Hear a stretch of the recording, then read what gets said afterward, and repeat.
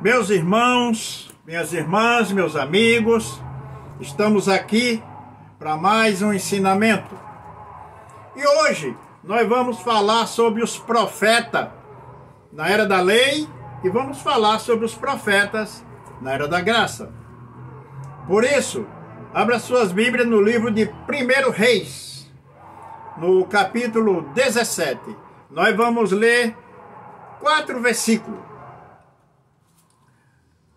Diz a palavra de Deus: Então Elias, o tisbita, dos moradores de Gileade, disse ao rei Acabe: Vive o Senhor, Deus de Israel, perante cuja face estou, que nesses anos nem orvalho, nem chuva haverá, senão segundo a minha palavra. Versículo 2. Depois veio a ele a palavra do Senhor, dizendo, versículo 3, Vai-te daqui e vira-te para o oriente, e esconde-te junto ao ribeiro de Querite, que está diante do Jordão. Versículo 4. E há de ser que beberás do ribeiro, e eu tenho ordenado aos corvos que ali te sustentem. Meus irmãos amados, meus amigos, veja bem, aqui trata-se de um profeta, o profeta Elias. Elias recebeu a ordenança de Deus de falar com o rei Acabe de Israel. Veja bem, então Elias foi e lá diante do rei, ele falou ali o que Deus mandou. E ele disse, Vive o Senhor Deus de Israel. Veja bem, no versículo 1. Perante cuja face estou. Esse perante cuja face estou indignou o rei. O rei não gostou da profecia do profeta Elias. Porque o profeta Elias, ele falou com muita segurança. Então, o rei imaginou, vai acontecer mesmo. Por isso que o rei ficou indignado. Mas ali, quando o profeta Elias saiu da presença do rei, a Bíblia diz que ele voltou para Gileade, para habitar a residência dele. Então, o rei começou a bolar uma maneira de exterminar o profeta de Deus. O rei se reuniu com seus súditos, escrivões, que na época tinha os escrivões do rei, também, e seus generais, para arrumar uma maneira de exterminar o profeta Elias. Porque o rei se indignou, porque Elias falou que não ia mais chover por um bom tempo. Nem orvalho ia cair. Está aqui no versículo 1. Nem orvalho. Então, o que o rei pensou? Espera aí, se não vai chover, nem orvalho vai cair por um bom tempo, então a plantação vai morrer. O gado miúdo vai morrer. O gado grande vai morrer. A província vai ficar sem água. O povo vai ficar sem sede, com sede. E o rei juntou tudo isso aí e se indignou com o profeta Elias.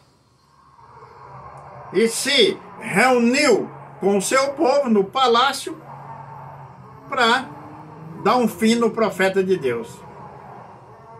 O que ocorre é que Deus, quando o profeta está fazendo a vontade de Deus, quando a profetisa mulher está fazendo a vontade de Deus, Deus está atento com os olhos abertos diante dele. toda armadilha Deus destrói. Veja bem o que está escrito no versículo 2. Depois veio a ele a palavra do Senhor, dizendo. Então Deus viu e ouviu tudo que o rei determinou contra o profeta Elias no palácio. E sabia também onde o profeta morava, que é em Gileade. E Deus imediatamente, depois, não na hora que ele falou com o rei, não. Depois que o rei Acabe determinou tudo contra Elias, que Deus viu, então Deus veio falar com Elias. Veio na casa de Elias e falou para ele assim no versículo 3. Vai-te daqui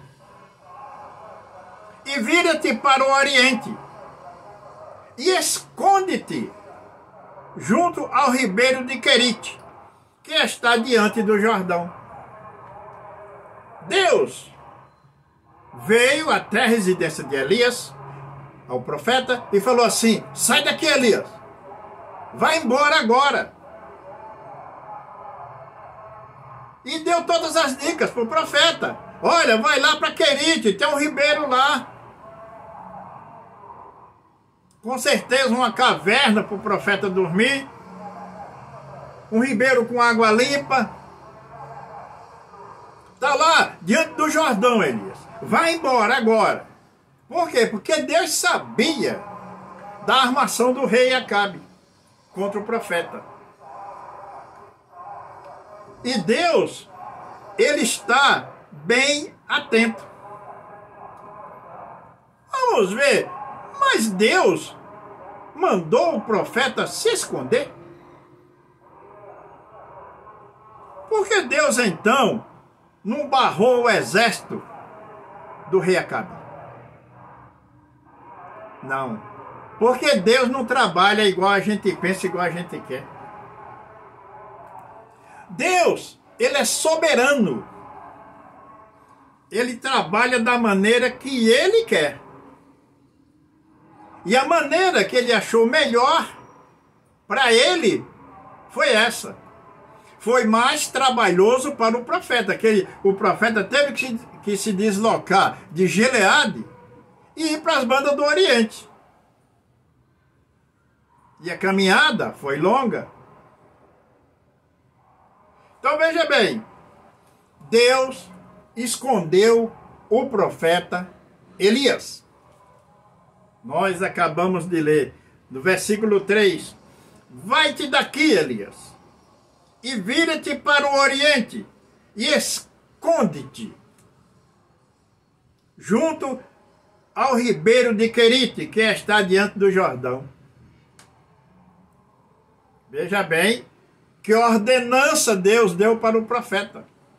Elias, um dos profetas de Deus muito obediente, já foi embora, obedecendo às ordenanças de Deus. Agora, esse é um profeta do mundo antigo, um profeta da era da lei.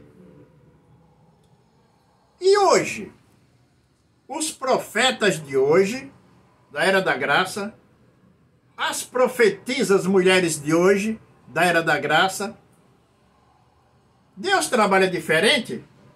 Não. Deus não trabalha diferente. Deus trabalha da mesma maneira que trabalhou com o profeta Elias, para defender o que é dele. Agora, ele trabalha da maneira dele, procurando o melhor, a melhor maneira. Às vezes a gente pensa, mas Deus veio com uma maneira diferente, mais trabalhosa. Não. Não é uma maneira mais trabalhosa. É que Deus faz da maneira que Ele quer. Veja bem, vamos ver o que Deus fez no Novo Testamento, na chegada, no nascimento do seu Filho, o nosso Senhor Jesus. Vamos ver o que Deus fez, como Deus trabalhou. Abra suas Bíblias então no livro de Mateus. Mateus, capítulo 2. Mateus, capítulo 2, Novo Testamento. Vamos ver como Deus trabalha com o seu povo na era da graça. Capítulo 2 de Mateus, vamos ler 2 versículos e depois nós vamos ler mais 2. Só. Já dá para o Espírito Santo falando nós entender. Versículo 13 de Mateus 2. E, tendo-se eles retirado, eis que o anjo do Senhor apareceu a José em sonhos, dizendo: levanta-te e toma o menino e sua mãe e foge para o Egito. E demora-te lá até que eu te diga, porque Herodes há de procurar o menino para o matar. Versículo 14.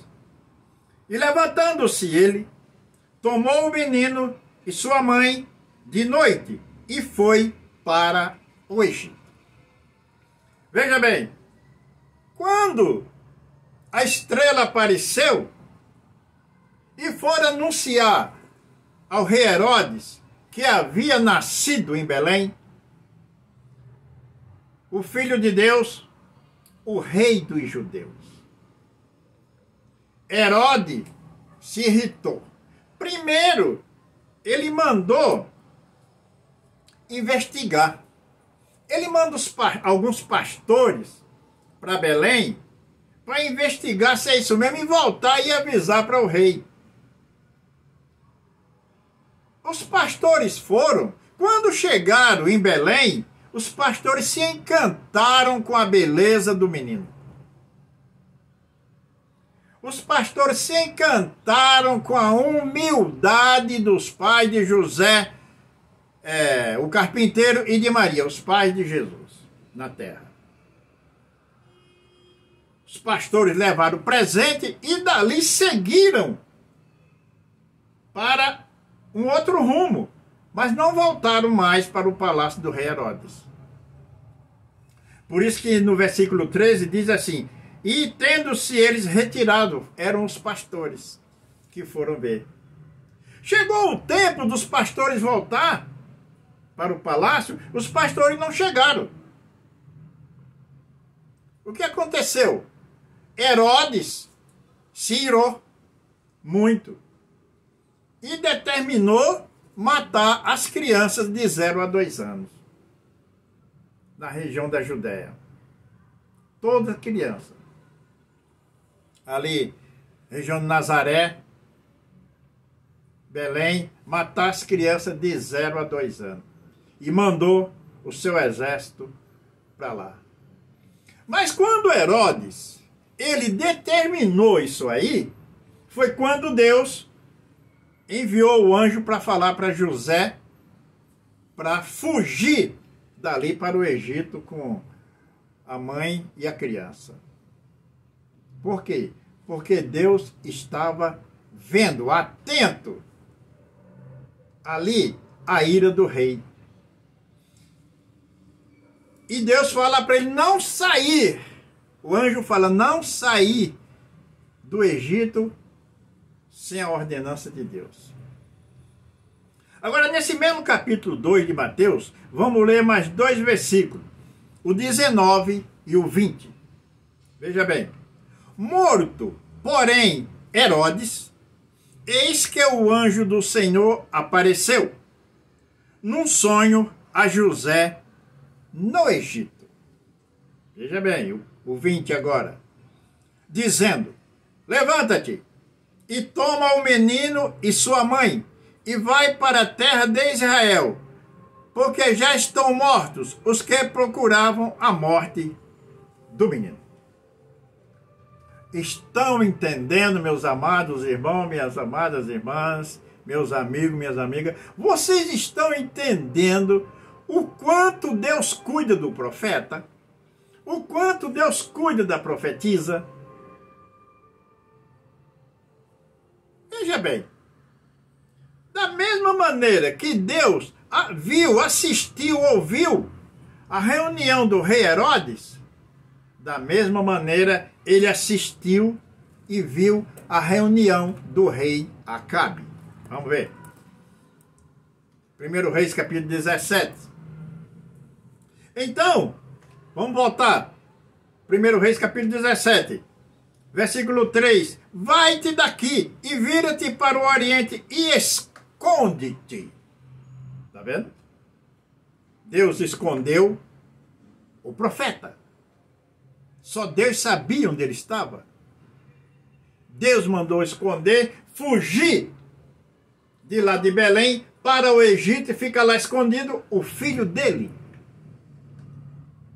Porque Deus cuida de tudo que é dele. Veja bem. Então, no versículo 4 de 1 Reis 17, Deus continua falando. E há de ser que beberás do ribeiro. E eu tenho ordenado aos corvos que ali te sustentem. Elias, sai daqui. Vai imediatamente. Vai embora. Vai para as bandas do Oriente. Diante do Rio Jordão está um ribeiro, num lugar chamado Querite. Fica lá. Tem água para você beber e vou te mandar comida. Mas antes de Deus falar isso para o profeta Elias, Deus primeiro fez tudo. Programou tudo. O ribeiro de Querite, para ele ir para lá. Uma caverna para ele dormir, frente ao ribeiro, ao lado do Rio Jordão. E comida para ele comer. Antes dele falar para Elias ir, ele já preparou isso. Ele preparou o ribeiro lá e os corvos. Você vai levar comida para o meu servo Elias, lá em Querite. Vai dar comida para ele, alimentação para ele, até segunda ordem. Você está vendo como é que Deus faz com os profetas dele, com as profetisas dele? É assim que Deus faz. Ele esconde, mas ele não deixa passar a necessidade. Aonde ele te escondeu, você vai ter de tudo. Tem água para beber, água limpa, água cristalina, vai ter comida bem feita, comida quentinha. Porque ele cuida de mim. E de você também. É só fazer a vontade dele, pregar essa palavra dentro da revelação da palavra e da profecia da palavra.